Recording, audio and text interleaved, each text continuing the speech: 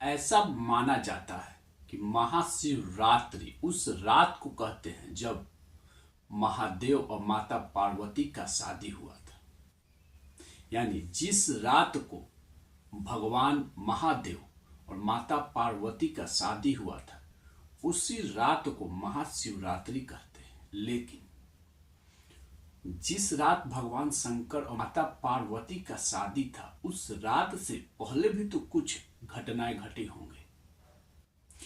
जो महादेव वैराग्य का जीवन जीते थे, वैरागी थे, कैलाश पर्वत के पत्थरों में बैठकर हमेशा ध्यान में मग्न रहते थे, जिस महादेव को दुनिया से रिश्ते नाते से कोई लगाव ही नहीं था, उस महादेव को वैराग्य जीवन से बाहर निकालकर गृहस्थ जीवन में कैसे लाया गया? आखिर उस महादेव को शादी करने के लिए मनाया कैसे गया? और सबसे खास, महादेव के बारात में कौन कौन से लोग आए थे? महादेव को किस किस ने सजाया था और महादेव को कैसे सजाया गया था? आज आपको इस वीडियो में भगवान शंकर के अनोखे बारात की, भगवान शंकर के अनोखे बारातियों की, भगवान शंकर के अनोखे सजावट का कहानी सुनाने वाले हैं। नमस्कार, मैं काजू और आप देख रहे हैं काजू बोलता है। अगर आप इस चैनल पे नए हैं तो आप सभी से विनती है कि चैनल को सब्सक्राइब जरूर करें और वीडियो को ज़्यादा से ज़्यादा शेयर कर अपना प्यार ऐसे ही बरसाए रखें। और हम आशा करते हैं, आपके लिए प्रार्थना करेंगे कि महादेव आपके ऊपर अपनी कृपा बनाए रखे और आपके जीवन में हमेशा सुख, शांति, समृद्धि दे। तो चलिए वीडियो को स्टार्ट करते हैं। महाशिवरात्रि, जैसा कि हम, आप और सभी लोग जानते हैं, वह रात जिस रात भगवान महादेव और माता पार्वती का शादी हुआ था। महाशिवरात्रि भगवान शिव का रात, जी हाँ, जिस रात पूरा ब्रह्मांड, पूरा सृष्टि झूम रहा था। क्या मानव, क्या दानव, क्या देव, क्या गंधर्व, जीव जंतु, पशु पक्षी, पेड़ पौधे, दुनिया का कोई भी ऐसा जीव जंतु नहीं था, कोई भी ऐसा कण नहीं था जो इस रात को झूम नहीं रहा था। इसीलिए तो महाशिवरात्रि दुनिया का सबसे बड़ा सेलिब्रेशन त्योहार है, सबसे बड़ा सेलिब्रेशन फेस्टिवल है। लेकिन भगवान शंकर के इस शादी के रात तक पहुंचने के पीछे कई महत्वपूर्ण कहानियां हैं, जिनको आज हम आपको इस वीडियो में बताएंगे। शायद कुछ ऐसी कहानियां हैं जिन्हें आप पहले से जानते होंगे, शायद कुछ थोड़ा जानते होंगे, लेकिन आज एक बार फिर से हम आपको इस वीडियो में भगवान शंकर की शादी तक, कैसे भगवान शंकर को शादी के मंडप तक लाया गया, इन सारी कहानियों से आज हम आपको रूबरू कराएंगे। महादेव शादी से पहले वैराग्य का जीवन जीते थे। वैराग्य मतलब ऐसा व्यक्ति जिसे इस दुनिया के संबंधों से कोई मतलब ही नहीं, वह इस दुनिया के संबंधों से कहीं परे है, उसे इन दुनिया के मोह माया से कोई लेना देना नहीं, जो एकांत जंगलों में, पहाड़ों में बैठकर साधना करता है, ध्यान करता है। महादेव उसी में से एक थे। लेकिन ऐसा क्या आवश्यकता हुआ कि सभी देवताओं को मिलकर महादेव को शादी के मंडप तक लाना पड़ा? तो कहानी कुछ ऐसा है। ब्रह्मा जी ने पूरे सृष्टि का रचना किया, पेड़ बनाए, नदी बनाए, पहाड़ बनाए, मानव बनाए, जीव जंतु बनाए, पशु पक्षी बनाए, पेड़ पौधे बनाए, देवताओं को बनाए, दानवों को बनाए। पूरे सृष्टि को अपने रंगों से रंग देते हैं, पूरे सृष्टि को विभिन्न प्रकार के उपकरणों से भर देते हैं। लेकिन ब्रह्मा जी के बनाए इस सृष्टि में सब कुछ होने के बाद भी उल्लास नहीं था। लोगों के अंदर ऊर्जा का, एनर्जी का कमी था। आप उसी प्रकार से समझिए जैसे पूरे इंजीनियरों ने मिलकर एक बहुत ही सुंदर मशीन का निर्माण करता है, लेकिन मशीन जिस एनर्जी से चलता है, जिस बैटरी से या जिस सिस्टम के द्वारा मशीन को चलाया जाना था, वही सिस्टम उस मशीन में लगाना इंजीनियर भूल गए। बाहर से देखने में तो मशीन इतना आकर्षित, इतना अच्छा है कि एक नजर में किसी को भी भा जाए। वही हाल ब्रह्मा जी के साथ भी हुआ। ब्रह्मा जी ने तो दुनिया का सबसे अद्भुत, पूरे ब्रह्मांड का सबसे अद्भुत चीज का रचना करते हैं।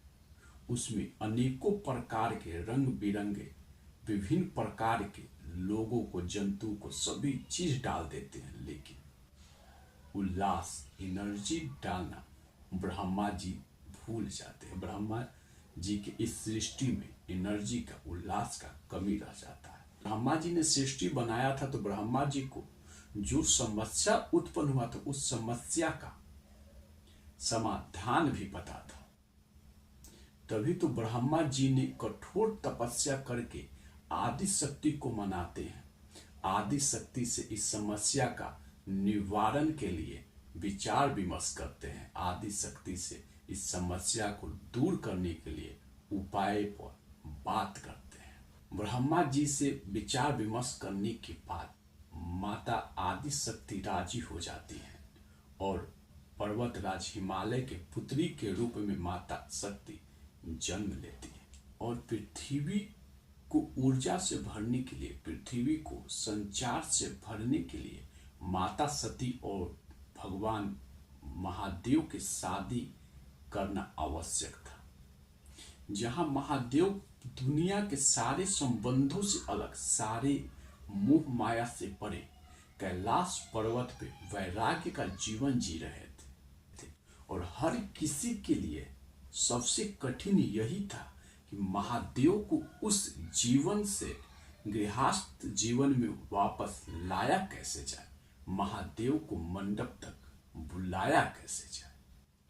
और इसी समस्या को दूर करने के लिए ब्रह्मा जी ने आदि शक्ति का तपस्या किया था, आदि शक्ति को खुश किया था।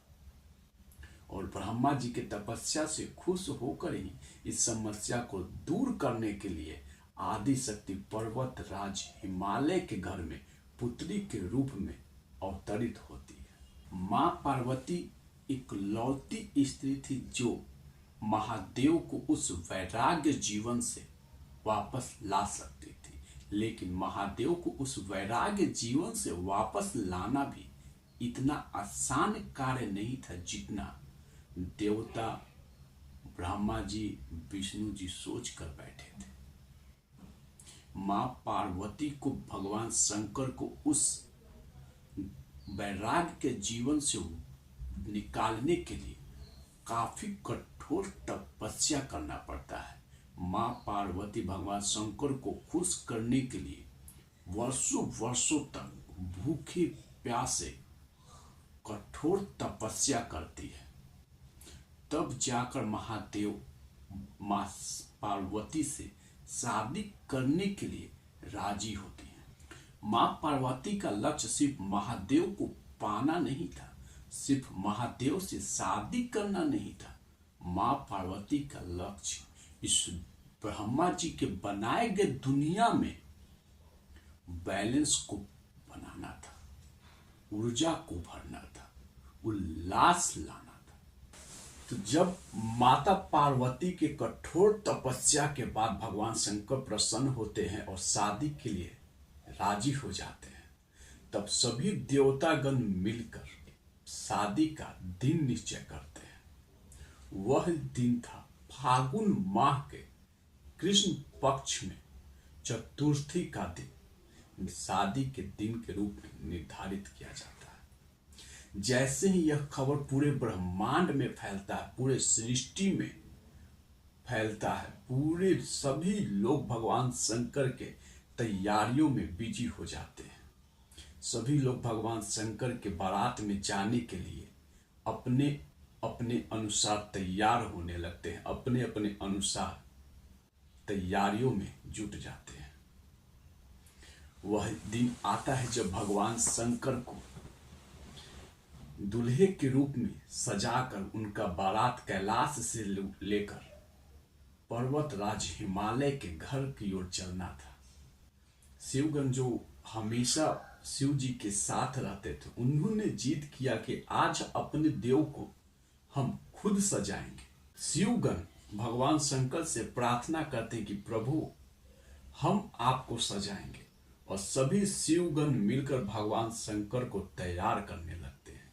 भगवान शंकर को स्नान करवाते हैं। भगवान शंकर के जो जटा था, उसी जटा से भगवान शंकर का सेहरा बनाते हैं। जटा के आगे सांपों को लटका कर, जो सेहरे के आंखों के सामने जो सेहरे पे झालर लटके होते हैं, वैसा झालर सांपों के रूप में लटका देते हैं। भगवान के बाजूबंद, दोनों साइड बाजूबंदों में सांप को बांध देते हैं। भगवान के कानों में कुंडल की जगह बिच्छू को लगा देते हैं, और भगवान के गले में जो वासुकी सांप था, उसे हटाकर 5 फनों वाले नाग को बैठा दिया जाता है। भगवान शंकर का रूप निखर जाता है, लेकिन भगवान शंकर के शरीर से इतना सारा ऊर्जा निकल रहा था कि लोगों को भगवान शंकर दिख ही नहीं रहे थे। तो देवगण बोलते हैं कि यह तो गलत हो गया, इतना सजाने के बाद कोई हमारे नाथ को देखेगा ही नहीं, तो मैंने नाथ को सजाया ही क्यों था। और यह सोचकर एक गण उस शमशान से जले हुए चिता का राख उठाकर भगवान शंकर के पूरे शरीर में लगा देता है, जिससे भगवान शंकर के शरीर का तेज छुप जाता है। जैसे हम चमकते सूर्य को नंगी आंखों से नहीं देख सकते, अपने आंखों के सामने कोई लेंस लगाते हैं उस चमकते सूर्य को देखने के लिए, यह भस्म कुछ वैसा ही काम किया था भगवान शंकर को देखने के लिए, कि लोग भगवान शंकर को देख सके। और बारात वहां से निकलता है पर्वतराज हिमालय के द्वार की ओर। बारातियों में सबसे आगे देवतागण चल रहे थे। देवतागण के बाद सारे शिवगण, और उस भगवान बीच में भगवान शंकर नंदी महाराज पे बैठे थे। भगवान शंकर के चारों ओर पूरे शिवगण, पूरे जीव जंतु, भूत प्रेत, दैत्य दानव झूम रहे थे, नाच रहे थे, गा रहे थे। और बारात ऐसे ही आगे बढ़ता जा रहा था। और कुछ समय के बाद भगवान शंकर का बारात पहुंचता है पर्वतराज हिमालय के दरवाजे पर, जहां उनका इंतजार भगवान शंकर के होने वाले ससुर पर्वतराज हिमालय और सास मैना देवी कर रही थी। जैसे ही मैना देवी बारात को आते हुए देखते हैं, उनका नजर अपने जमाई को ढूंढने लगता है कि हमारा जमाई किधर है, हमारा जमाई दिख नहीं रहा है। वे आसपास के लोगों से पूछते हैं कि हमारा जमाई किधर है। भगवान विष्णु भी वहीं खड़े थे, तो भगवान विष्णु से पूछते हैं कि इसमें हमारा जमाई किधर है। भगवान विष्णु जैसे ही मैना देवी को शंकर भगवान की ओर इशारा करते हैं कि यही आपका जमाई है, मैना देवी भगवान शंकर के उस रूप को देखकर बेहोश हो जाती है, मूर्छित हो जाती है। कुछ उपाय करने के बाद मैना देवी को वापस होश में लाया जाता है, मूर्छा अवस्था से बाहर लाया जाता है। जैसे ही मैना देवी होश में आती है, वो चिल्लाने लगती है, नहीं, मैं इससे अपनी बेटी का शादी नहीं कर सकता। मेरी राजकुमारी बेटी इसके साथ कैसे जीवन बिता सकती है? यह दिखने में इतना डरावना है। इसके कानों में बिच्छू लपटे हुए हैं, गले में 5 फनों वाला सांप है, बाजूबंद में सांप फुफकार मार रहा है, पूरे बदन में भस्म लिपटा हुआ है, मैं इससे अपने बेटी का शादी नहीं कर सकता। और मैना देवी हठ ठान लेती है।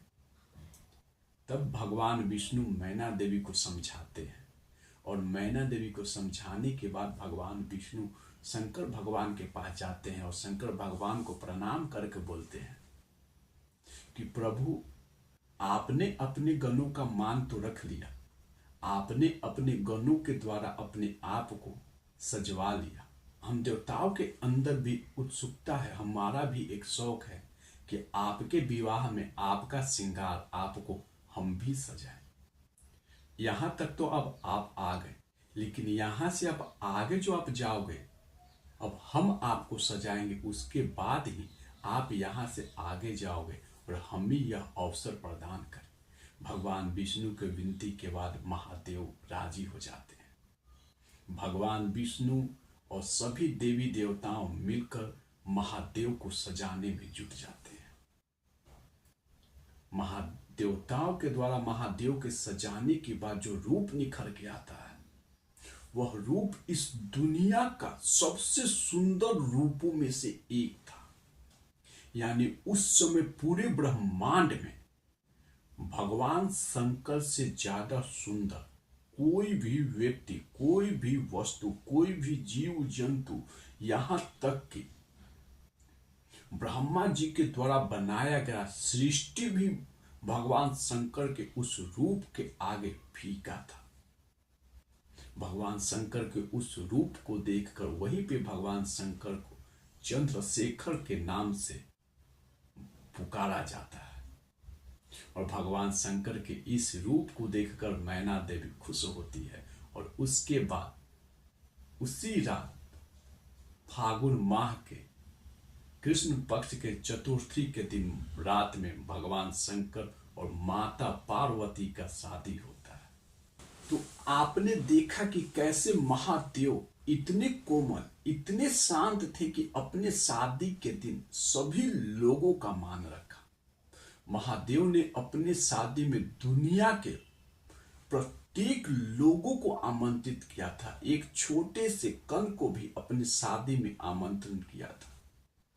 भूत पिशाच, दानव, शिवगण, सभी को भगवान शंकर ने अपने आप को सजाने का मौका दिया। भगवान शंकर ने अपने शादी के दिन सभी को खुश रखा, सभी को प्रसन्न रखा। ऐसे हैं हमारे महादेव कि आप शिवरात्रि के दिन गलती से भी अगर भगवान शंकर का ध्यान करते हैं, भगवान शंकर का पूजा करते हैं, तो भगवान शंकर आपको अपना भक्त मानते हैं। भगवान शंकर आपको अपना लेते हैं। जैसे भगवान शंकर ने शिव शादी के रात्रि को, शादी के दिन पूरे सृष्टि को अपना रखा था, पूरे सृष्टि को खुश रखा था, वैसे ही भगवान शंकर शिवरात्रि के दिन गलती से भी अगर कोई व्यक्ति भगवान शंकर का नाम लेता है, भगवान शंकर का सुमिरन करता है, भगवान शंकर को पूजता है, तो भगवान शंकर उसे अपना मानते हैं। भगवान शंकर उसके सभी कष्टों को हर लेते हैं। भगवान उसे सुख समृद्धि से भर देते हैं।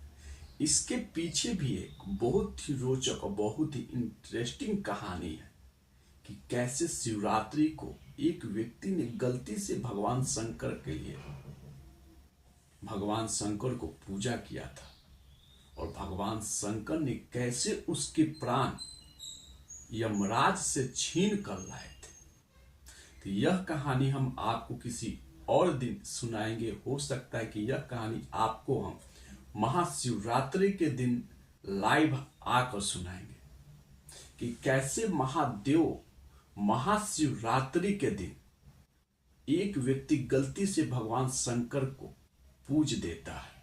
उसे पता भी नहीं था कि हम भगवान शंकर को पूज रहे हैं, और उसके बाद भगवान शंकर उसे अपना लेते हैं और उसके प्राण को यमराज से छीन कर वापस लाकर उसे जिंदा करते हैं, उसके सारे कष्टों को हर लेते हैं। तो आज के इस वीडियो में बस इतना ही। मिलते हैं अगले वीडियो में महाशिवरात्रि के दिन और करते हैं भगवान शंकर के भजन, भगवान शंकर का सुमिरन और भगवान शंकर में खो जाते हैं। तो मिलते हैं अगले वीडियो में, तब तक के लिए नमस्कार। हर हर महादेव। ओम नमः शिवाय।